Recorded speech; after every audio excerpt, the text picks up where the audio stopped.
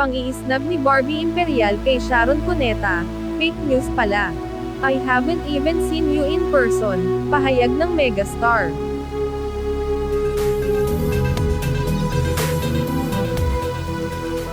Hindi naman pala totoo ang kumakalat na isyu sa pagitan ni megastar Sharon Cuneta, at ang aktres na si Barbie Imperial. Kamakailan lang kasi, ay kinukuyog ng bashers ang aktres dahil umano sa pang-iisnab niya sa batikang artista at singer. Nanggaling na mismo kay Sharon na fake news ang mga balitang ito, dahil hindi pa raw sila nagkikita ni Barbie sa personal. Sa pamamagitan ng Instagram stories, ibinandera ng aktres ang naging mensahe sa kanya ng megastar. Sinabi sa kanya ni Sharon, na nalaman niya ang snubbing issue, dahil naikwento ito ng isang kaibigan. Humingi pa nga ng tawad ang singer-actress, at sinabing wala namang nagawang masama sa kanya si Barbie. Narito ang mensahe ni Sharon. Hi Barbie. A friend of mine just told me today, that you have been getting some flack for supposedly snubbing me. I am so sorry. You have to go through this, mensahe niya.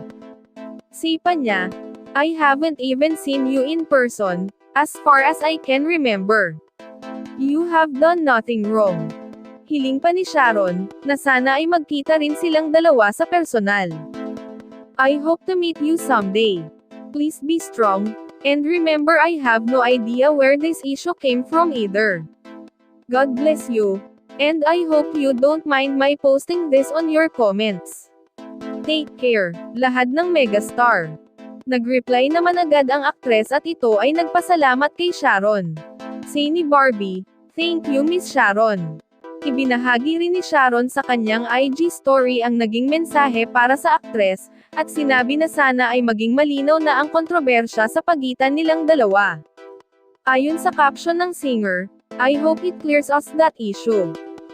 Para sa iba pang maiinit na trending news vibe update, ay mag-comment lamang po, mag-like at mag-share sa video na ito, at huwag po nating kalimutang mag-subscribe at pindutin ang bell button para maging updated.